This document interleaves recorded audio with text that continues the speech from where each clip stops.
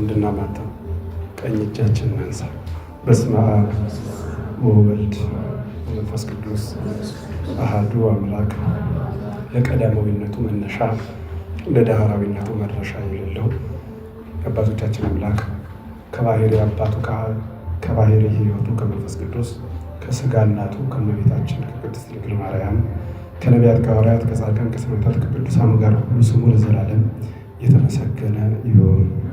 አንድ አምላክ በሚሆን በአብ በወልድ በመንፈስ ቅዱስ ስም ሴቶችና ወንዶች የሥላሴ ልጆች ሁላችሁ እንደምን ዋላችሁ? ይመስገን ብለን እንድናመሰግነው ከሩቅም ከቅርብም ያሰባሰበን የአባቶቻችን አምላክ ስሙ ይክበር ይመስገን። እንግዲህ እንደ እግዚአብሔር መልካም ፈቃድ በጣም ብዙ የሚታተት የሚመረመር ምስጢር ያላቸው ቀናትን አሳልፈናል። እኒህም ቀናት በተለየ ኬዝ በተለየ ጉባኤ ማየት ካልቻል እንዲሁ ዝም ብለን ሀሳብ ሰጠንባቸው የምንዘልቃቸው ዕለታቶች አይደሉም። በተለይ ይህ ዘመን አስተርእዮ የሚባለው ከልደቱ ጀምሮ እስከ ጥምቀቱ ድረስ ወይም ደግሞ አርባ ጾም የሚባለውን እስክናገኝበት ያለው የመገለጥ ዘመን የመገለጥ ወቅት ተብሎ የሚነገር ዘመን አስተርእዮ ይባላል እና ስጋዌ ነው። ያልታየው አምላክ የታየበት፣ ሰው ሆኖ የማያውቅ አምላክ ሰው የሆነበት፣ ሰውና እግዚአብሔር ተጣልቶ ለ5500 ዘመን የነበረው የሰው ልጅ የታረቀበት፣ በጥቅሉ መለኮት በስጋ ሲገለጽ በስጋ ሲዋሃድ አይተነው የማናውቀው መለኮት ያየነው፣ ከእርሱ ጋር የበላን የጠጣንበት፣ ከእርሱ ጋር አብረን የተጠመቀን፣ ከእርሱ ጋር አብረን የሞትንበት፣ ከእርሱ ጋር አብረን መዋቲ ስንሆን ከእርሱ ጋር አብረን ዘላለማዊ ሕያው የሆንበት ይህ ልዩ ወቅት ነው። በክርስትና ወቅት ዘመን አስተርእዮ የመገለጥ ዘመን ተብሎ ይነገራል። መለኮት ጥንት ዓለም ሳይፈጠርም ተገልጾ አያውቅም። ዓለም ከሌለም ያየው ስለሌለ፣ ዓለም ሲኖርም ተገልጾ አያውቅም። ዓለም እርሱን ማየት ስለማይችል በፈቃዱ ግን የሥጋን ባህሪ ገንዘቡ ሲያደርግ እርሱን አይተነዋል እና ይህ ወቅት ያለፈበት ወቅት ታላቅ ወቅት ማለት ነው እና የሳተ የሰው ልጅ የተመለሰበት፣ ከተፈረደብን ፍርድ የዳንበት፣ እግዚአብሔርና ሰው የታረቀበት፣ ያም ትልቁ ዛፍ ትልቁ ጥላ እመቤታችን ቅድስት ድንግል ማርያምን ዓለም አድርጎ ማኅፀኗን ዓለም የማይችለው ግን ዓለም ሁና በማኅፀኗ ወስና የተሸከመች ብቸኛዋ ፍጥረት፣ ተጨማሪ ተቀዳሚ ተከታይ የሌላት ንጽሕት እያለን ሁሌ የምንዘክራት የእርሱ እናት፣ በእርሱ በኩል እኛንም የወለደች እናት፣ መስቀል ላይ የተሰጠችን የመስቀል ስጦታ ልዩ እናታችን እያልን የምንናገርበት ሰፊ ወራት ነው። ይህ ማነው ጥር የሚባለውና እግዚአብሔር በሚያውቅ ይህንን የሰጠን የአባቶቻችን አምላክ ስሙ ይክበር ይመስገን።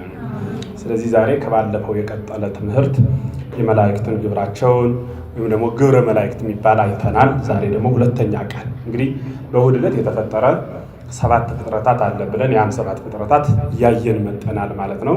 8ኛ ቢሉ ደግሞ ብርሃንን ጨምረን እያየን የመላእክት ተፈጥሮ በዛ ዕለት እንደሆነ አይተናል። እንግዲህ ነፋስ ከአዜብ ከዱዳሌም ከናጌብ መጡ እያልን እሳትና ውሃ ነፋስን ሁሉንም እየሰጠን እንናገራለን እና የሚስማማው ወመሀበ አልቦ ሀበቦ የሚለው ነው የሚስማማው። ካለመኖር ዝም ብሎ ወደ መኖር መጣ የሚለው ቃል ነው እንደሚስማማ። አሁን ነፋስን ከአዜብ አመጣ እንላለን። እሺ አዜብን እስከ የት አመጣው ሲባል አይታወቅም። ስለዚህ ምንድን ነው የሚባለው? ዝም ብሎ ካለመኖር ወደ መኖር በሌለበት ነዋሪን አመጣ ተብሎ ይገለጻል። እርሱ ነው የሚገለጸው እንጂ የሆነ ያመጣው ይሄ ነው እንዲህ ነው ብሎ ለመናገር አይደፈርም፣ አያስደፍርም ሁሉ ማለት ነው። የአንደኛውን ቀን ወይም ደግሞ ለፍጥረት አንደኛ ቀን ማን ነው? እሱ ለፍጥረት አንደኛ ማን ነው? ለምስጋናስ? ለምስጋና አንደኛ ማን ነው? ለምስጋና ሰኞ ነው። ለምስጋና ሰኞ ነው። ለፀሐይ ማን ነው? ረቡዕ። እነዚህን በደንብ ያዟቸው። በፀሐይ መቁጠር የተጀመረው ከረቡዕ ጀምሮ ነው። ከረቡዕ ጀምሮ ለምስጋና ወይም ደግሞ የምስጋና ቀን ተብሎ የሚጀመረው ከማን? ከሰኞ። የፍጥረት ደግሞ መጀመሪያ ማን ነው? እሑድ ማለት ነው። ስለዚህ እሱን በደንብ መያዝ። አሁን ወደ ሰኑይ እንሄዳለን። ሰኑይ ማለት ሁለተኛ ቀን ማለት ነው። ወይም በእናንተ ቋንቋ ሰኞ የምንለው ቀን ስንተኛ ማለት ነው? ሁለተኛ ቀን ማለት ነው። ስለዚህ በሁለተኛ ቀን ውሃን ወደ ታችና ወደ ላይ ለየ። በመካከሉ ጠፈርን አደረገ። በዚህ ቀን ጠፈርን ብቻ ፈጠረ። ኦሪት ዘፍጥረት ምዕራፍ 1 ቁጥር 6 እስከ 8 ድረስ ያለው ማለት ነው። መጽሐፈ ኩፋሌ ምዕራፍ 2 ቁጥር 9 ላይ የተጻፈ ቃል ነው። ኩፋሌ ምዕራፍ 2 ቁጥር 9 ከጠፈር በላይ የቀረው ውሃ ሐኖስ፣ ከጠፈር በላይ የቀረው ውሃ ሐኖስ፣ ከጠፈር በታች የቀረው ውሃ ደግሞ ውቅያኖስ ይባላል። ውቅያኖስ ይባላል እያሉ ያለሁት ምንድን ነው?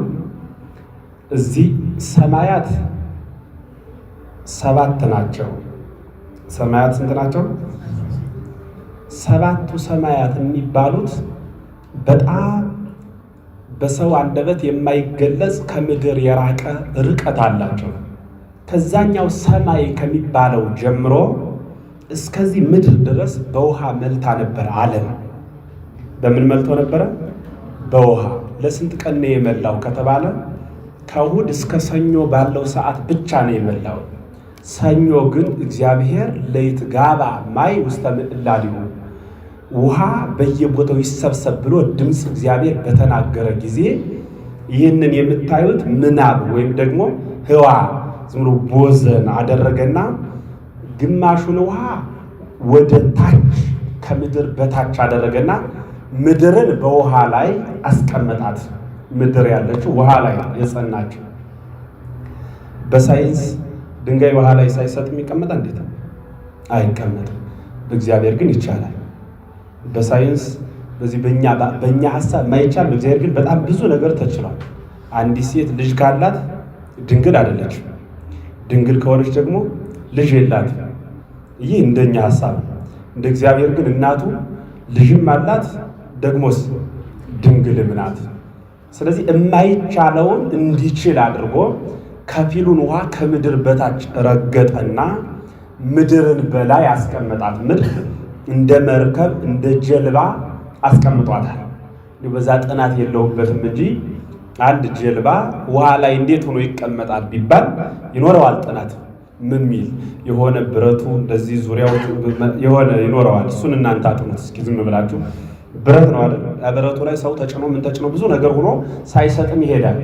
እንዲህ የሆነበት ምስጢር ምንድን ነው ብላችሁ ስትመረምሩ ባለ ጥናት የሰራው አካል የራሱን የቻለ ጥናት አለ። ከብሯማ ቅርጽ ስለሆነ ውስጡ የታመቀ አየር ስላለ ያ ወደ ላይ ስለሚገፋ በጣም ስስ ብረቶች ዙሪያው ስለተበየዱ ምናምን የሚል የራሱን የሆነ ባለቤቱ እንዳመረተው ባመረተው ልክ ሀሳብ ይሰጥበታል አይደል? ልክ ምድር ላይ ምድራውያን ላደረጉት ያን ያክል ማብራሪያ የሚሰጡ ከሆነ እግዚአብሔር ደግሞ ከሃሌ ኩሉ ስለሆነ ያለምንም መበየድ ያለምንም ቀላል ብረት ምናምን የሚባል ሳይኖር ዛጽና ለምድር ዲበ ማይ፣ ውሃን በምን ላይ ማለት መሬትን በምን ላይ በውሃ ላይ ያጸናንተን ዘረበቦ ለሰማይ ከመቀመር፣ እንደ ድንኳን ሰማዩን ወደ ላይ ዘርግቶ ውሃውን ያጸናህ አንተን ብሎ አባ ጊዮርጊስ ዘጋስጫ ይናገራል ማለት ነው። ስለዚህ ምን ማለት ነው? ከፊሉን ውሃ ከዛ በታች አደረገና ከፊሉን ውሃ ከፍ አደረገና ከሰማይና ከምድር መካከል ላይ፣ ሰማይ ማለት ከማንኛውም ሰው ቁመት በላይ ያለ ሰማይ ተብሎ ይጠራል። ሰማይ ማለት ላይ ማለት ነው፣ ባጭር ከፍ ያለ ማለት። ግን እኔ ሰማይ እያልኩ ማወራችሁ አሁን ስለ ኤረር ነው ማወራችሁ። ከላይ ወጥቼ በኤረርና በምድር እኩል መካከል አድርጎ ጠፈርን አስቀመጠው። ጠፈር የሚባለው ውሃውን አረገው በቃሉ ማለት ነው። ውሃውን በቃል አረገው እግዚአብሔር አርግቶ እዛ ላይ ውሃን አስቀመጠው። በምንና በምን መካከል ነው ያልኳችሁ? በኤረርና በምድር መካከል አጸናው። ማን የሚባለውን ውሃ? ጠፈር የሚባለውን ውሃ። ይህ ጠፈር ልክ በእኛ ምንድን ነው የምንለው? በረዶ ምንለው የለም? እንደዛ በረዶ አደረገና ግን ሙቀት ደግሞ የማይሰነጥቀው፣ ለምሳሌ ፀሐይ አለች አይደለ? የፀሐይ ሙቀት እንዳይሰነጥቀው በላዩ ላይ ደግሞ ምን አስቀመጠበት? ውሃ አስቀመጠ። ማን የሚባል ውሃ? ሐኖስ የሚባል ውሃ። ውቅያኖስ ምድርን ተሸክሟል ብያቸዋለሁ። ሐኖስ የሚባለው ደግሞ ማንን ተሸከመ? አቤት፣ ጠፈርን ተሸከመ። በጣም የሚገርማችሁ ልብ በሉ። አሁን ውሃ እኔ አሁን ውሃ መያዝ ብፈልግ በምን ነው ውሃ መያዝ? በቃ ነው አይደል? ውሃ የሚይዝበት ዕቃ ምሳሌ የሆነ ጆክ ነገር ሊያዝና ይሄ ጆክ ነው አይደል? እሺ ኦኬ። ይሄ አፉ በዚህ ነው። አፉ በዚህ ነው። የውሃው ጆክ ይታያችኋል ብላችሁ አፉ በዚህ ነው አይደል? መጠጫ ነው ይሄ። እንዲያርጌ ውሃ መያዝ ይችላል አልችልም? ይቻላል አይደል? እንዲያርጌስ መያዝ ይችላል? ይቻላል አይቻልም? እግዚአብሔር ግን የሚገርማችሁ ላይ ያለውን ሃኖስ የሚባለውን ውሃ እንዲያርጎ ነው ያዘው። ጽፎ ነው መልከው ይኸውላችሁ እንዲያርጎ ያዘው። ምክንያቱም ይህ አሁን የነገርኳችሁ ጠፈር የሚባለው እንዲህ ያለ ነው። እንደ ድንኳን ሆነና እንደምን ሆነ? እንደ ድንኳን ሆነና ድንኳን ማለት እንደዚህ ያለ ነው። እንዲህ ያለ ነው። ወደ ታች ነው አይደል? ድንኳን ማለት እንደ ድንኳን ሆነና ከምድር መጥቶ ገጠመ። ከዙሪያው ምድር ወይም ደግሞ ከዚህ ዓለም ወደ ታች እንዲገጠመና በላዩ ግን ምን ተሸክሟል? ምን ተሸክሟል? ውሃ ተሸክሟል። ውሃ ተሸክሟል። ያ ውሃ ይችኛዋ ፀሐይ ወደ ምድር የሚመጣው የፀሐይ ወይም ደግሞ የሙቀት መጠን ወደ ላይ ከሚሄደው መጠን በእጅጉ ያንሳል። ልብ በሉ። ወደ ላይ የሚረጨው የብርሃን ወይም ደግሞ የሙቀት መጠን በጣም ብዛት አለው። ይቺ ፀሐይ ያለችው ከጠፈር ላይ ተንጠልጥላ አይደለም ያለችው። ይቺ የምናያት ፀሐይ ለምድር የምትርቀውን ያክል ለጠፈርም ትርቃለች። ቦዘ ማለት የሆነ እንዲህ ሰሌዳ ላይ ተቀምጣ እንዲህ እየተሽከረከረች አይደለም የምትሄድ። ምንም የተቀመጠችበት የተንጠለጠለችበት ቦታ የለም። ሙቀቷን ወደኛ በመጠን ስታደርስ ያ የሙቀት ኃይል ደግሞ ወደ ላይም በብዛት ይሄዳል። ያ ወደ ላይ የሚሄደው መጠን ሂዶ ምኑን እንዳይሰነጥቀው ማን ነው የረጋ አልኋችሁ? ማን ነው የረጋው? ጠፈሩ። ጠፈሩን ማን እንዳይሰነጥቀው? የፀሐዩ ብርሃን ወይም ሙቀት እንዳይሰነጥቀው ምን አደረገ? በላዩ ላይ ምን ጫነበት? ምን ጫነበት?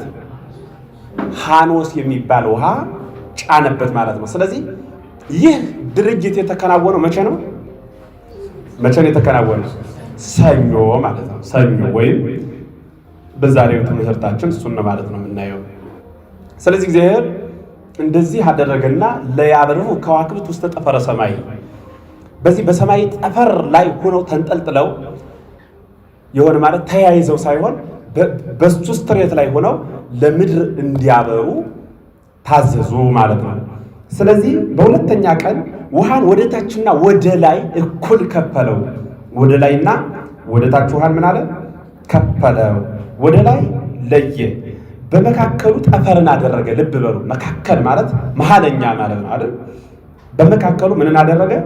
ጠፈር የሚባለው የረጋ ውሃ ነው። ዝም ብሎ የሆነ መስታወት ወይ ምናምን አይደል፣ የረጋ ውሃ ነው። በነገራችን ላይ ይህ የረጋ ውሃ የሰው ልጆች ያነዋወር ወይም ደግሞ የህልውና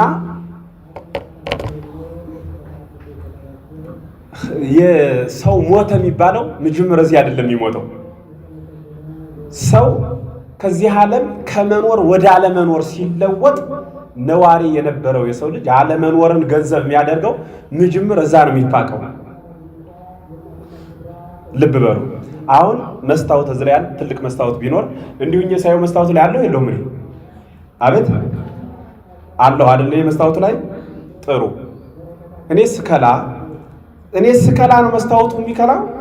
እኔ ከዚህ ቦታ ስነሳ ነው መስታወቱ የሚከላው ወይስ እንዴት ነው የሚሆነው? እኔ ካለው አለ አይደል መስታወቱ? ከመስታወቱ ላይ ሳልኖር እኔ እዚህ መኖር እችላለሁ? የምታስቡት በመስታወቱ አንጻር ነው። በመስታወቱ አንጻር ስታስቡ ማሰብ ያለባችሁ በመስታወቱ አንጻር ነው። እኔ እዚህ ላይ ይሄ መስታወት ነው እንዲሁኝ ቁም ያለው አለው መስታወቱ ላይ። እኔ እዚህ ላይ ሳልኖር መስታወቱ ላይ መኖር እችላለሁ ወይ? መስታወቱ ላይ አይቻልም አይደል? አይቻልም። ልክ የሰው ልጅ ሞተ የሚባለው እዛ ነው የሚፋቀው። ያ ማለት የሰው ልጆች የሚኖሩበት መስታወት ነው፣ ወይም ደግሞ የኛ የህልውናችን መለኪያ ያ ነው። ከዛ ላይ ሲፋቅ ምድር ላይ የሰው ልጅ የለም ማለት ነው። ወደ አለመኖር የሚባለው ዓለም ምን ሄዱ ያለ መሬት ላይ ስንዳፈን እዛ ያለው ምጅምር ከዛ ስንነሳ አንድ ሰው መስታወቱ ላይ የሚጠፋው መስታወቱ ላይ ሲነሳ ነው። ሰው ሲነሳ ይጠፋል ማለት ነው እንጂ እያለ ከመስታወቱ ላይ አለመኖር ይቻላል? እንዴት ይቻላል? ምድር ላይ እየተንቀሳቀስን ከላይ አለመኖር አይቻልም። ከላይ ከሌለን ምድር ላይ መኖር አይቻልም። ምድር ላይ ለመኖር ከላይ መኖር ቀዳሚ ነው። ከላይ ለመኖር ደግሞ ምድር ላይ መኖር ቀዳሚ ነው ማለት ነው። ምድር ከሌለ ሰው ላይ የለም፣ ላይም ከሌለ ሰው ምድር ላይ የለም ማለት ነው። ይህ በጣም እጅግ ጥልቅ ምስጢር ነው። ስለዚህ ያ የሰው ልጆች የህይወት ምናብ ወይም ደግሞ በነገራችን እኛ የምንኖረው መስታወት ውስጥ ነው። እንደውም ቅዱስ ዮሐንስ አፈወርቅ እንዲህ ይላል፣ አንተ ሰው ይላል እፎ መላ ሰይጣን ውስጥ ልብከ፣ የከፋ ሰይጣን እንዴት ልቦና ውስጥ ገባ ማለት ወደ ሰማይ ግን አቅንተ ታውቃለህን ይላል። ከዛ በኋላ ኧረ አላውቅም ትለይ ከሆነ ነጽሮ አይምሮ እወቀው ወየው ተመልከተው ይልና ሀበ ሰማይ ውእቱ አንተ በውስተ ጠፈር ዘትነብር፣ አንተ እኮ የምትኖር ከላይ ከሰማይ በጠፈር ውስጥ ነው ይላል። ይልና ይቀጥልና ባለቤቱ ቁሞ ትሰርቃለህ እንዴ ይላል። አይ አልሰርቅም። ወይ ሰውየው በመስታወት እየተከታተለ ትሰርቃለህ እንዴ ይላል። አልሰርቅም። አሊያ አንተ እኮ የምታጠፈው ጥፋት እያንዳንዱ ሰማይ ላይ ባለው መስታወት የፈጠረ እያየህ ነው ማለት ነው። አሁን ለምሳሌ ሙሉ ቤት በመስታወት ተሸፍኖ ቤት ውስጥ ያለ ሰው ምንም ነገር ቢያደርግ እኔ ፊቴን ወደዛም ዞር ወደዚህም ዞር አይዋለሁ። ምክንያቱም ቤቱ ምንድን ነው? ስለዚህ ያኛው ሰማይ ሙሉ መስታወት ነው። ማንም ምንም ቢያደርግ በእግዚአብሔር ዘንድ ግልጽ ነው የሚባለው ለዛ ነው። እግዚአብሔር ዓለምን ማየት መቆጣጠር አቅቶን ይቆጣጠረን ዘንድ መስታወት የገጠመ አይደለም። እኛ ሀብታችን መጠበቅ አቅቶን ዘበኛ እንደምንቀጥረው እንዳይመስላችሁ። ግን የቸርነቱን ወይም ደግሞ የባህርየ ግብሩን ድንቅነት እንድትረዱ ነው እንድንረዳ ነው የተጻፈው። ወኩሎ ዘተጽሕፈ ለተግሣጽ ዚአነ ተጽሕፈ፣ የተጻፈው መጽሐፍ ሁሉ እኛ እንማርበት እንመከር እንገሰጽበት ዘንድ ምን አለ ተጻፈ ማለት ነው። ስለዚህ እንዲሁም በዕለተ ረቡዕ ለይኩኑ ብርሃናት ውስተ ጠፈረ ሰማይ ወያብርሁ ዲበ ምድር፣ ለምድር ያበሩ ዘንድ በሰማይ ጠፈር ላይ ከዋክብት በዛ ላይ ቅድም እንዳልኳችሁ ተጠጋግቶ እንዲህ ተለጥፎ ወይም ደግሞ የሆነ ነገር ሰርቶ እንዲህ እኛ እንደምንለጥፈው እንደ አምፖል ማለት ነው። የአምፖል አሁን ይህን አምፖል አሁን ዝም ብሎ ማስቀመጥ ይቻላል? ኤሌክትሪሻን ይቻላል? ተጠግቶ እኮ ነው የተቀመጠው አይደል? ዝም ብሎ ማስቀመጥ ይቻላል? ዝም ብሎ አየር ላይ አይቻልም። እኛ ግን እንዲያ ላይ የተቀመጡት የሆነ በማጣበቂያ በቁልፍ ምናምን አይደለም ዛሬ እየተተከሉት። ስለዚህ ባለ ጊዜ ፀሐይ፣ ጨረቃ፣ ከዋክብት የሚፈጠሩ ናቸውና ልብ በሉ። ለነዛ ማህደር ወይም ደግሞ ይህ መኖሪያ ቦታ ሀገራቸው ማለት ነው። ሀገር ለምሳሌ የፀሐይ ሀገር፣ የጨረቃ ሀገር፣ የከዋክብት ሀገር ምንድን ነው ቢባል ምን ተብሎ ይመለሳል? ጠፈር ይባላል። ዝም ብሎ ሀገራቸው ግን ተጠጋግቶ ተነካክቶ አይደለም ማለት ነው። በላይ የሰፈሩት ሐኖስና ጠፈር የሚባለው ሁለቱ የአብና የመንፈስ ቅዱስ ምሳሌ ናቸው። በላይ ያለው ሁለቱ ማንና ማን ያልኳቸው? ሐኖስና ማን? ጠፈር። ሁለቱ የማንና ማን? የአብና የመንፈስ ቅዱስ ምሳሌ። እንዴት ቢሉ ይህንን ጠፈር ማንም ያየው የዳሰሰው የለም። ያንን ሐኖስ ማንም ያየው የዳሰሰው የለም። ለምሳሌ ሰማያውን መልኩ ምን አይነት ነው? ሰማይ የሰማይን መልክ ቢነግረኝ ሰው አለ? ሰማይ መልኩ ምን አይነት ያየው ሰው አለ? ሰማይን ለመሆኑ ሰማይን ያየ ሰው ማለት ነው? ሰማይ ያየው የለም፣ ፍጥረት አያውቀውም። ምክንያቱም እንዴት ካላችሁኝ እኔ ሰው እኮ ደፋር ነው። ክርስቶስ ምስክሬ ነው። አይን ምን ያህል ኪሎ ሜትር ነው የሚያየው? አይን ምን ያህል ኪሎ ሜትር ያያል? ምናልባት አሁን እንዲህ ስለሆነ የሆነ ተራራ ስለገደበን ምናምን ሊሆን ይችላል፣ እውነት ነው። ግን የሆነ ትክክለኛ ቦታ በጣም ከፍ ያለ ቦታ ቢያስቀምጡት ሰው ምን ያህል ኪሎ ሜትር ማየት ይችላል? ምን ያህል ኪሎ ሜትር? 1000 ኪሎ ሜትር ማየት ይችላል? በ1000 ኪሎ ሜትር ውስጥ እንኳን ሰው የሆነ እንኳን ትንሽ አካል ተራራ ማየት ይችላል? ተራራ ዝም ብሎ ትልቁን ተራራ 1000 ኪሎ ሜትር ማለት አዲስ አበባ ስንት ኪሎ ሜትር? 500 ምናምን አይደል? በዚህ አዲስ እንደው እስኪ ትንሽ ወደዛ ፈቀቅ እንበል እስኪ ወደ ማን እንሂድ? መንገደኞች የላቸው አቤት። እስኪ ወደ ሐዋሳ እንሂድ። ከዚህ ተነስተን እስከ ሐዋሳ አሁን በጣም ከፍ አድርገው ሐዋሳ የሚታይበት ቦታ ላይ ቢያደርጉና ሐዋሳ ላይ ደግሞ ዓለም ላይ በጣም ትልቅ የሚባለው ተራራ ቢቀመጥ ሰው ማየት ይችላል? ይችላል ወይ? አይችልም ማለት። ሰማይ ስንት ኪሎ ሜትር ነው? ከዚህ ሰማይ አይደል? እንዲሁ እስኪ በግምት ስንት ኪሎ ሜትር ይመስላችኋል? ሚሊዮን፣ ትሪሊየን፣ ሴክትሪሊየን፣ ዩኒየን ምን እንበል?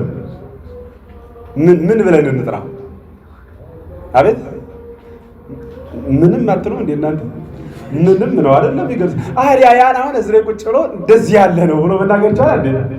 እምናየው እኮ ወያርፍ ነጽሮተ ኩሉ ነባበያን ተብሎ ተጽፏል በመጽሐፍ።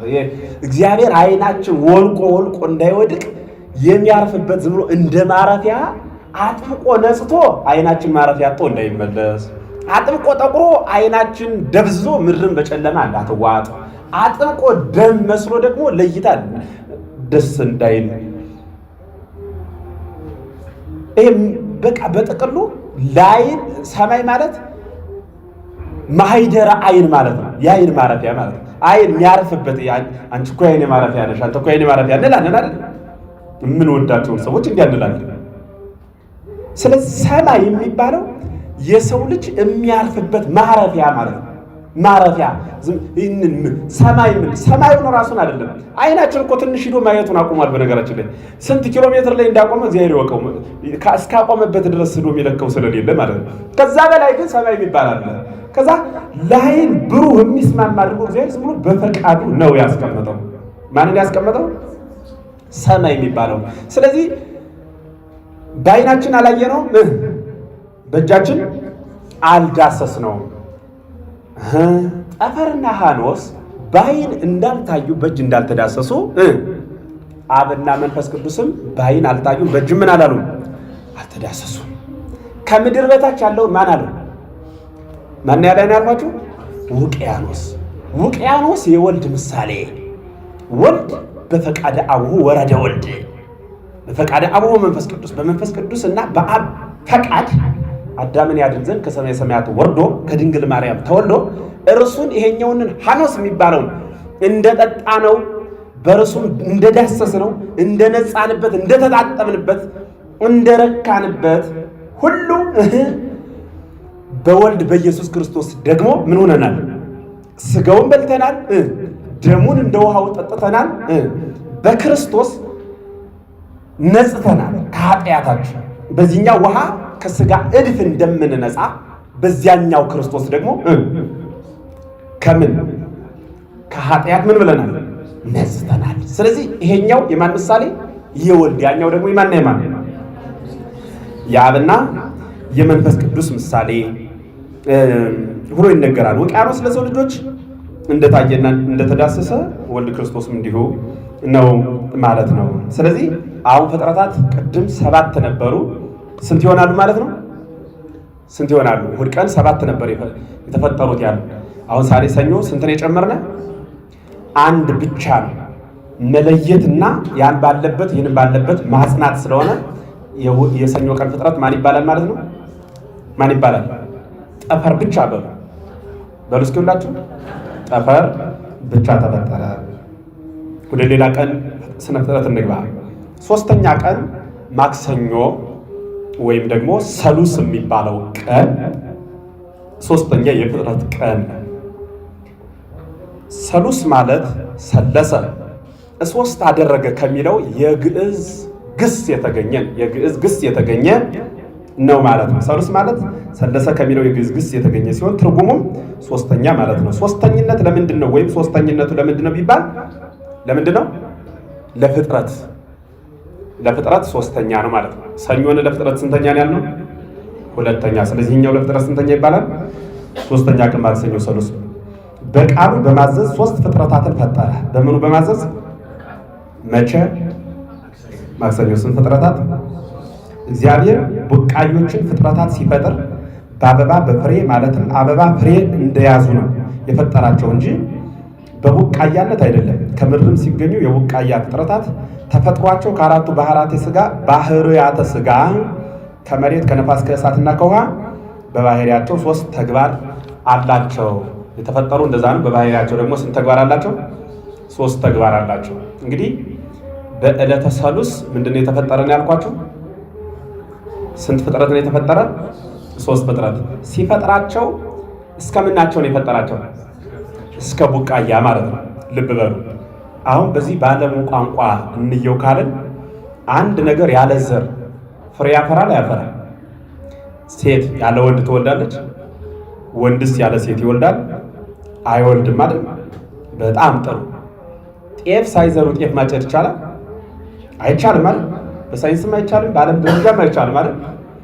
እግዚአብሔር ግን ለመጀመሪያ ጊዜ ምንም አይነት ዘር ሳይኖር ቡቃያ ብቻ ሳይሆን ተክል ፍሬ ይዘው እንዲገኙ ነው ያደረጋቸው። በዕለተ ማክሰኞ እመቤታችን ቅድስት ድንግል ማርያምን ምን ይላታል ሊቁ ቅዱስ ኤፍሬም? ዕለተ ሰሉስ ስለ ዕለተ ሰሉስ ሲናገር ምን ይላታል? አንቺ ምንድነው የሚላት? የማክሰኞ ምንድን እርሻ አንቺ ነሽ። ያቺ ሳይዘሩባት ሳይጥሩባት አብቅላ እንደተገኘች አንቺም ዘእንበለ ዘርአ ብእሲ ያለ ወንድ ዘር አካላዊ ቃልን ጸንሰሽ ወልደሻልና ዕለተ ሰሉስ ወይም ደግሞ የማክሰኞ እርሻ አንቺ ነሽ ይላታል ማለት ነው። ገራይተ ሰሉስ፣ ገራይተ ሰሉስ፣ ገራይት ማለት እርሻ ማለት ነው። ሰሉስ ማለት ደግሞ አሁን ያልኳችሁ ቀን ማለት። ስለዚህ የዛን ቀን እርሻ አንቺ ነሽ ብሎ እመቤታችን ይናገራል። እውነትም በጣም ያመሳስላቸዋል። ዓለም የሚመገበው ምግብ ያለ ዘር የተገኘ መቼ ነው? ማክሰኞ። ዓለም ተመግቦት ከኃጢአቱ የተነጻበት ዘር የተገኘ ከማን ነው? ከእመቤታችን ከቅድስት ድንግል ማርያም። ስለዚህ የዛን ቀን የተገኘ ዘር አንቺ ነሽ። ይህ ትርንጎ ወይን ምናምን አሁን ላይ ነው ዘር የሚባለው ነገር የመጣ ማለት ነው። አሁን ምርጥ ዘር የሚባል ማለት ይባላል መሰለኝ። የለም ዝም ብሎ ረቡዕ ምናምን ቆይቶ የተፈጠረ ፍጥረት የለም። ያው ማክሰኞ ቀን የተፈጠረ። አሁን ጥሩ መሬት ላይ የወደቀ ምናምን ከሆነ እሱን ምርጥ ዘር የሚሉት እንስማማለን እንጂ ምርጥ ዘር የሚባል ሌላ ቀን የተፈጠረ እንደዛ የሚባል የለም። አንድ ቀን የተፈጠረ ማለት ቦታ የተመቸውን መርጦ ምርጥ ዘር ነው ከሆነ ጥሩ ነው። እንግዲህ አኗኗሩ ነው እንደዛ አለ። በውጭም ዓለም በምኑ ይሄ ትልልቅ የሆነ አለ አይደል የሚያመጡት ተዶሮ ጀምሮ ከብቱ ምኑ ማለት ኑሮ ነው። ያ ምቾት ነው። የለም እንደዚህ በዛኛው ሰፈር በዚህ የሚባል ፍጥረት የለም። አንድ ቀን ነው ሁሉም ፍጥረት የመጣው። ስለዚህ አንዳንድ ሞኞች ነበሩ የድሮ ትምህርት ምሰማ ቡና ከአሪዮስ አንጀት ነው የበቀለ ነው ማለት ነው። እና እንዲያያሉ እኔ መምህር ሁሉ ሆነ ከፍ ያሉ መምህራን መድረክ ላይ ቆመው ሲያስተምሩ ሁሉ ሰምቼ አውቅ ነበር። እንዲያው የት እንደሄዱ እንጃ። ቡና ኑሮ አሪዮስ እስኪወለድ ጠብቆ አሁን የዛሬ 1000 ምናምን ዓመት ቡና እና አሪዮስ እኮ በእድሜ 5800 ዓመት ይራራቃሉ። ስንት ዓመት ናልኳቸው? 5800 ዓመት ይራራቃሉ። ማንና ማን? አሪዮስና ቡና በእድሜ ይሄን ያህል ርቀት አላቸው። የሚገርማቸው አሪዮስ አሁን ክርስቶስ ተወልዶ ወልድ ፍጡር በመለኮቱ ብሎ በ3ኛው መቶ ክፍለ ዘመን በዘመነ ሊቃውንት የተነሳ አንድ ዲያቆን ነው። ቡና የሚባለው ሰውዬ በዕለተ ሰሉስ የተፈጠረ ገና በ3ኛው ቀን ፍጥረት በመምጣቱ የተፈጠረ ነው። የማይገናኝ ታሪክ ህዲሉታል። በእውነት እግዚአብሔር ይመስገን። አንዳንዱ ቡና አይጠጣም ብሎ ደምድሞ ያስተምራል። ለምን ሲሉት ኃጢአት ስላለበት ቡናው። በቡናው ኃጢአት የሚሰራ ሰው ካለ ቡና ይጠጣል። በቡናው ኃጢአት የሚሰራ ሰው ካለ ደግሞ ያ ብቻ ቡና ብቻ ሳይሆን ምግብም ዝም ብሎ በልቶ ጠግቦ ሰው የሚረግጥ ሰው ካለ ምግብም ማቆም አለበት እንዲታገስ ትንሽ ከበሽታው። እዛ ውጪ ቡና አይጠጣም ብሎ እግዚአብሔር የፈጠረው ዕፀ በለስ የሚባል ዕፅም እኮ የተረገመ እንጨት የለም። የተረገመውን እንጨት አዳም በልቶ ይላል አንዳንድ ሞኝ። ስለተረገመ እኮ አይደለም ዕፀ በለስ። አሁን ዕፀ በለስን የመብላት ጉዳይ ይመስላችሁ 5500 ዘመን ሰው የተቀጣው አይደለም እኮ። ዕፀ በለስ ማለት እኮ ምርጫ ቦርድ ናት። በቃ አሁን ይህችን ሳጥን በዚህም ገጥሜ ሁሌ መምህር ኤፍሬም ያስተምረን የምትሉ በዚህ አስገቡ፣ እንዲያው መምህር ኤፍሬም ባይመጣ የምትሉ ደግሞ እዚህ ውስጥ አስገቡ ብዬ አንድ ቦክሶች ውስጥ ሰርቼ ባስቀምጥ አይ እንዳትመጣብን ብላችሁ ብታስገቡ ጧት ስዘረግፈው በአብዛኛው ወረቀት እንዳትመጣብን ቢል ይህንን ሳጥን ማቃጠል አለብኝ ነው? ሳጥኑ ኃጢአት አለበት? ምርጫ ቦርድ እኮ ነው። የሆነ መምህርና እኔን የተወዳደርንበት የኔታ መምህር ጌታቸውና የኔታ ኤፍሬም የሚባል ሰውዬ አወዳድሩ ተብለን የተወዳደርን አይደል? አሁን ሁለታችን የሚመረጥበት ነው። ይሄ ቦክሱ ምን ነው የሚደረግ ቦክስ? ግዛን የለው፣ አይሰማ፣ አያወራ። ግዛን እኮ የለውም፣ ዝም ብሎ ቦዘ እንጨት እኮ ነው። ብንደበድበው ብንቆርጥ ምንም አይሰማም። ግዛን የለውም። የሚያስብ አይምሮ የሌለውን እንጨት በሚያስብ አይምሮ ሰዎች ምርጫ የተመረጠው እሱ ላይ ነው። ለምን የሚባለው ዕፀ በለስ ማለት እኮ አዳምና እግዚአብሔር ሁለቱ ተፈካካሪ ማለት ሳጥናኤልና እግዚአብሔር ሁለቱ ተፈካካሪ ፓርቲ ሆነው አዳም ደግሞ ምርጫ የመረጠባት የምርጫ ቦርድ እኮ ሳጥናት እኮ እችን ሳጥን ሰዎች ኃጢአተኛ ናት ይሏታል። የሚያስብ አይምሮ የሚጸድቅ የሚኮነንም ሁለት ነገር ብቻ እኮ ነው ከፍጥረታት። ፍጥረታት ስንት ናቸው? ፍጥረታት ስንት ናቸው? 22። ስንት ነው የሚጸድቅ የሚኮንን? ሁለት። ማንና ማን? ሰውና መላእክት ብቻ። ከዛ ውጭ ብሎ ግንዱ እንስሳ ምናምን እንኳንስ ይቅርና እንጨቱ ዕፀ በለስ እንስሳት እንኳን እየተንቀሳቀሱ አይኮነንም። ለምን? ህያዊት የምታስብ ነፍስ የላቸውም። በደማዊት ነፍስ ነው የሚሽከረከሩት። በሬ ይኮነና እንዴ? ስላረሰ ሲጸድቃል? የበሬ ዋጋው እኮ ቢላ ነው። እንዲሁ እኮ ግሩም ነው እናንተ። እንዲህ ስለ ጫት ይላል አንዳንዱ። ጫት አይበላም ይላል። ይስስቃሉ። እግዚአብሔር የሚያውቅ ሲጋራ አይጨስም። ለምን? ስለተረገመ አይደለም። ጫት የማይበላው ፍየል ማለት ቅጠል የተመረጠው ለፍየል ስለሆነ ነው ጫት አትብሉ የሚባለው። ጭስ አታጭሱ፣ ሲጋራ የሚባለው አታጭሱ የሚባለው ሲጋራ የተመረጠው ወይም ደግሞ ይሄ ጭስ ለጃርት ነው፣ ለሰው ልጅ አይደለም። ሰው ሲርበው መብላት ሲጠመው መጠጣት ነው። እርሱም የተፈቀደለት ምግብ አለ። ተው ነው እንጂ ቅጠሉ ችግር ስላለበት እኮ አይደለም። ምንም እግዚአብሔርን መጥቀምም መጉዳትም አይችልም። ዝም ብሎ የሚቆም ግንድ እኮ ነው። ቆም ሲሉት ስንቆርጠው ይቆርጣል፣ ስናቃጥለው ይቀር። ግንዱ አይደለም ኃጢአተኛው። በግንዱ ውስጥ ግንድነቱ የተመረተለት ለሌላ አካል ነው እንጂ እየወሰዱ ይሄኛው እዚህ ጋር ስለው እንዲህ ስለው ነው የሚባል እንደዚህ ይባላል። አንዳንዶቹ ጌታ ሲሰቀል ቡና በዛን ጊዜ እነ ቡና እነ ትንባሆ እነ ጫት እነ ሲጋራ አንገታቸውን አልደፉም። ሌላው ቅጠል ሲያረግፍ እነሱ ግን ተረ ማን የሚያስብ አይምሮ ሰጥቶት ነው እሱ አይኔ ቅጠል አላረግም ብሎ ቅጠሉን ጠብቆ የተቀመጠ። እንዲህ በእውነት እኒህን ተረት እየሰበሰቡ ነው መናፍቃን የሚዘባበቱ። እኒህ ተረት ነው፣ ተረት ይቃል እግዚአብሔር አይደለም። የሚያስብ አይምሮ የተሰጠው ሰውና መልአክ ብቻ ነው። ይኸውም ለሰው ነው ትልቁ አይምሮ የተሰጠው። ሰው መማንም የማመንም የመካድም የሆነ ቀን ማመን የሆነ ቀን የመካድ አይምሮ አለው። መላእክት ግን ከካደም አያምንም፣ ካመነም አምኖ አለመካድ በእነ ሚካኤል ክዱ አለማመን በሳጥናኤል አይተናልና። ስለዚህ እሱን በደንብ መያዝ ይጠይቃል። በዛ በምናከናውነው ድርጊት ውስጥ ምን ይጎዳል ብሎ ምን እጎዳለሁ ብሎ ማለት ቡና በመጠጣት ጾም የሚሻር ከሆነ፣ ቡና በመጠጣት ሰው የሚታማ ከሆነ፣ ቡና በመጠጣት አምልኮት የምናመልከው ከሆነ፣ ቡናን እንደ መረጋጊያ እንደ ከድብርት መውጫ የምንቆጥረው ከሆነ እሱ ኃጢአት ነው። ከድብርት የምንወጣው የምንረጋጋው በስጋው ደግሞ በቅድስት ቤተክርስቲያን ነው መሆን ያለበት እንጂ በሆነ ቁስ የተንጠለጠለ ዓላማ ሊኖረን አይገባም። ጫት የሚባለው የምንቆረጥመው ፍየል ነው ወይ ፍጥረት ሲባል ፍየል አይደለውም ብሎ የሚመልስ አይምሮ ያለው ሰው ቅጠል አይበላም። ቅጠል ለፍየል ነው። ስለዚህ በመብላቴ እኔ ፍየል ነኝ ወይ ብሎ ራሱን እንዲመረምርበት ነው እንጂ ኃጢአተኛ ስለሆነ እያሉ ምንም ማሰብ ያለሌላቸው እንስሳትና ማሰብ ያለሌለው እጽ እየወሰዱ መስጠት ተገቢ አይደለም ማለት ነው። ስለዚህ እኔ አሁን የጠቀስናቸው እነማን ናቸው? አቤት የማክሰኞ ፍጥረታት። ከማክሰኞ ፍጥረታት መካከል ስንት ነው የተፈጠረ? 3 ናቸው።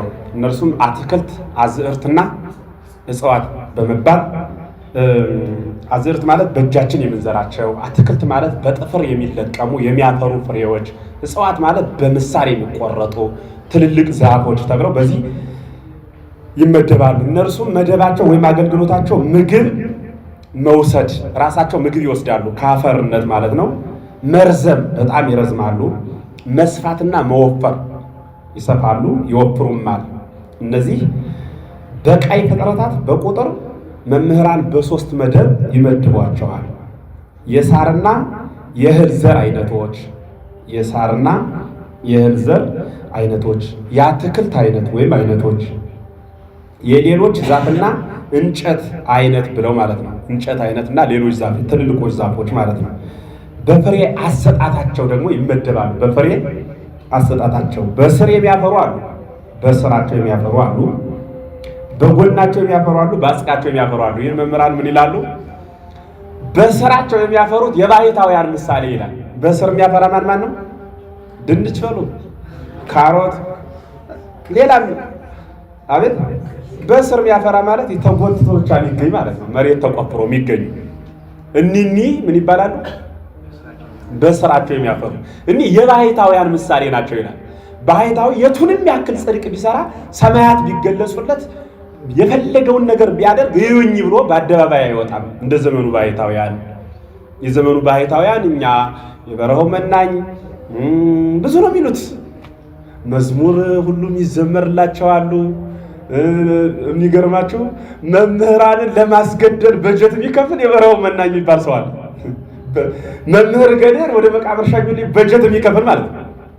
ስለ ክርስቶስ ሎቱ ስብሐት ምስጋና የደረሰውና አማላጅ ነው ተብሎ ሲነገር ድንግል አታማልድም ሲባል ማንም ቅዱሳን ሁሉ የፈለገውን ሲነገር ጤና የላቸው እያለን ያልፈው ሰው አባ ገሌ የሚባለውን ሰው ወይም መምህር ገሌ የሚባለውን ሲናገሩባቸው ፊታቸው ልውጡት እንዲሁ ደህና የነበር ነው ሰዎች።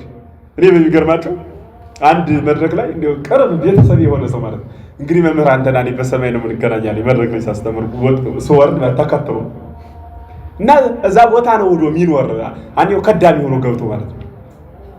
እና በጣም አዘኑ። እግዚአብሔር በሚያውቅ ማንም ሰው እስካሁን እኮ እናንተና እኔ ከተገናኘንበት ጊዜና ሰዓት ጀምሮ እናንተ እኔን እንድትወዱኝ ባደርጋችሁ ያለ እኔ መኖር እንደማትችሉ አይነት አድርጋችሁ እንድታስቡ ማድረግ ይቻላል።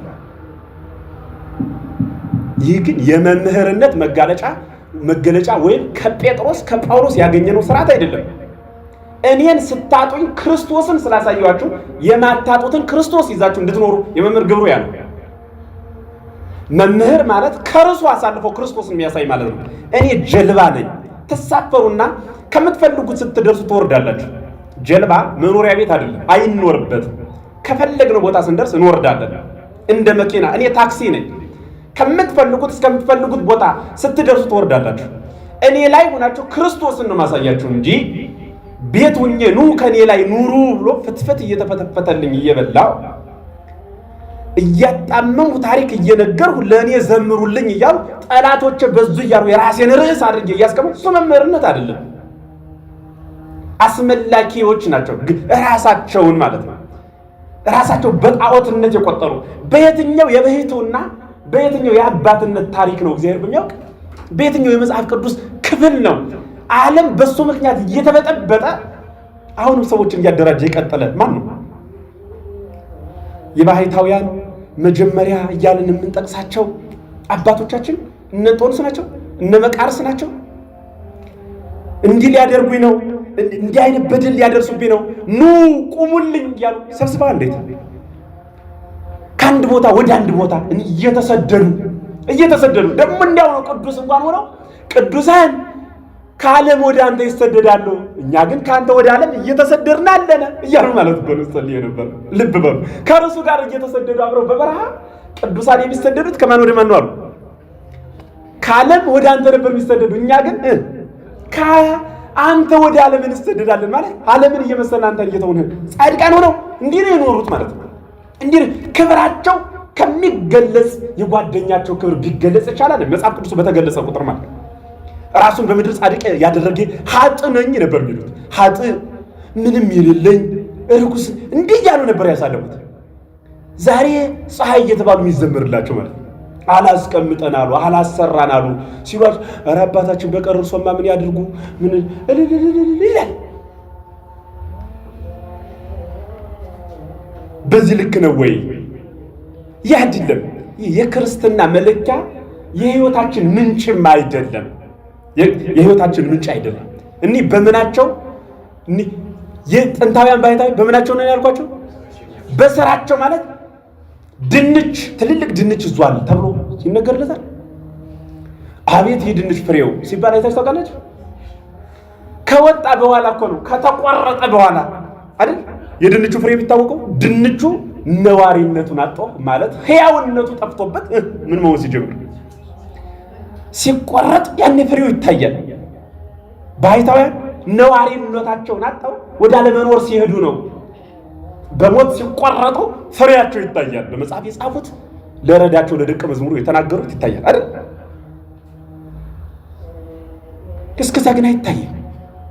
ቆሞ በአካል ድንቹን እንዲያደርጉ ያወጣ ድንች ግን የለም። እኒህ ቆመው ድንቻቸውን ያወጡ ናቸው የሰሯትን ስራ። አንዳንዱ ህንፃ እየሰሩ ነው ይላል። በህንፃማ መሐንዲሶች፣ በህንፃ ከሆነማ ኢንጂነሮች እንደ አቡነ ቀውስጦስ 90 ምናምን አካባቢ ላይ ጳጳሳት ሲመረጡ አሁን ላይ ሊቀ ጳጳስ ነው የሚያገለግሉ አንድ ሊቀ ጳጳስ እንዲሁ ቃለ እግዚአብሔር ምዘና ላይ ቃለ እግዚአብሔር ምን ያውቃሉ እየተባሉ ሲመዘኑ እገሌ ጳጳስ ይሁን የገሌ ደብረ አለቃ ብሎ አንዱ ሲያቀርበው አሁን ያሉት ሊቀ ጳጳስ ሲያቀርባቸው አቡነ ቀውስጦስ አይ ምን ያውቃል እንትን ዲግሪ አለ እንዲህ ያለው እንዲህ አይ በቤተ ክርስቲያኗ ቋንቋ ምን ያውቃል ነው ያልሁህ ብለው ይጠይቃሉ። አይ አባ ምንም ብዙ አያውቅም በቤተ ክርስቲያኗ ቋንቋ ግን ማንዲ እንትን ነው ይሄ ምንድነው ብዙ ህንጻዎች አሰርቷል፣ ብዙ ቤተ ክርስቲያን አሰርቷል፣ በጣም ያስተባብራል፣ በጣም ከ30 በላይ ቤተ ክርስቲያን አሰርቷል አባታችን አሉ። እንደዛ እንዲያማ ከሆነ መሐንዲሶችን ኢንጂነሮችን ማታመጧቸው በህንጻ ከሆነ አይ አባታችን ይሄ እኮ በመንፈስ ቅዱስ የሚመራ ጉባኤ ነው አላ ረውየው ኢንጂነር እያስመረጠ ሰይጣን ነው እንጂ የሚመራ አቡነ ቀውስጦስ ይሰራልው ማለት ነው። ኢንጂነር እያስመረጠ ሰይጣን ነው የሚመራ መንፈስ ቅዱስ አይደለም ብሎ መልስ ሰጥተዋል። ቢሆንም ግን ያ ሰው ተመርጦ አሁን እያገለገለ ነው።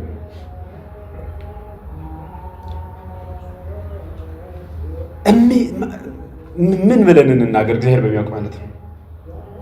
የግል ክብራቸው እንዴሳቸው እንኳን አትንኳቸው ቤተክርስቲያን ሰርተዋል። ቤተክርስቲያን ማን ኢንጂነር ይሰራል? የኛ ብር እኮ ነው። አይነግድ አይቆፍር ያሰው የት ነው የሚያመጣው? እየሰበሰበ የእናንተን ብር ሰብስቤ 10 ፎቅ ብሰራ የኔ ነው እንዴ?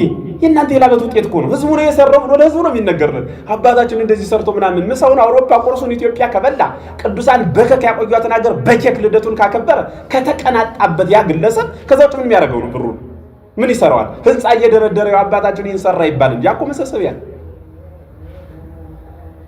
ይህንን እያየ የሚጀረው ህዝብ ይገርማል።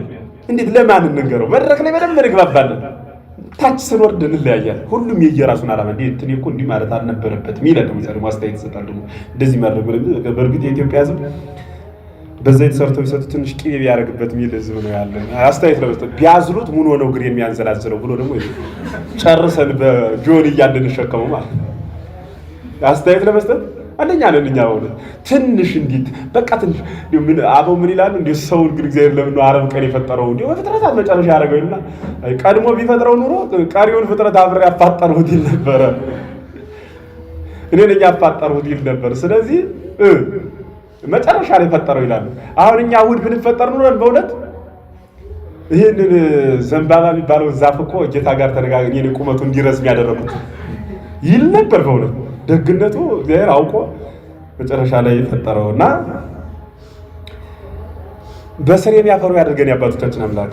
የባሕታውያን ስራ ነው ይላሉ። በጎናቸው የሚያፈሩ 70 ዓለም ናቸው። በጎኑ የሚያፈራ እንደ በቆሎ አንዳንዴ በጎኑ የሚይዝ ሌላ ምንድን ነው እንደ ባቄላ ይሄ ምን ይባላል?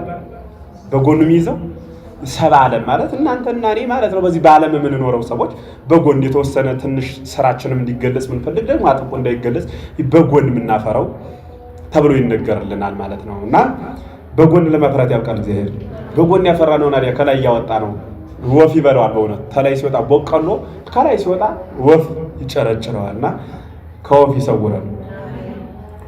ሶስተኛው ባስቃቸው ወይም ደግሞ በራሳቸው የሚያፈሩ አሁን በራሳቸው የሚያፈሩ የሚባሉት እኔ ናቸው። እንግዲህ የሚገርማቸው አሁን ስላቸው የነበሩ ሰዎች በራሳቸው ነው የሚያፈሩት። እንደ ስንዴ እንደማን ነው እንደ ገብስ ባናቷ ነው የሚያፈራ ባናታቸው ወዲሁ ትንሽ ፍሬ ካለቻቸው እዚህ ላይ አወጣው ነው የሚያሳያት እንቡሊል ይያዙ ዓለምን በመላ እና በዚህ ይመደባሉ ማለት ነው። የሚያፈሩ ተብለው ይመደባሉ መደባቸው ማለት ነው። እነዚህም አጠቃቀማቸው ወይም ደግሞ የምንጠቀማቸው በጣት የሚለቀሙ በማጭድ የሚታጨዱና በምሳር የሚቆረጡ ናቸው ማለት ነው። መጽሐፈ ኩፋሌ የዕለተ ሰሉስ ፍጥረታት 4 ናቸው ይላል። አሁን እኔ ደግሞ እዚህ ላይ 3 አደረኩላችሁ። 4ኛው የእሁድ ስንት ነው ያልኳችሁ? 7 የእሑዱን 8 ካደረግነ የማክሰኞን ስንት እናደርጋለን?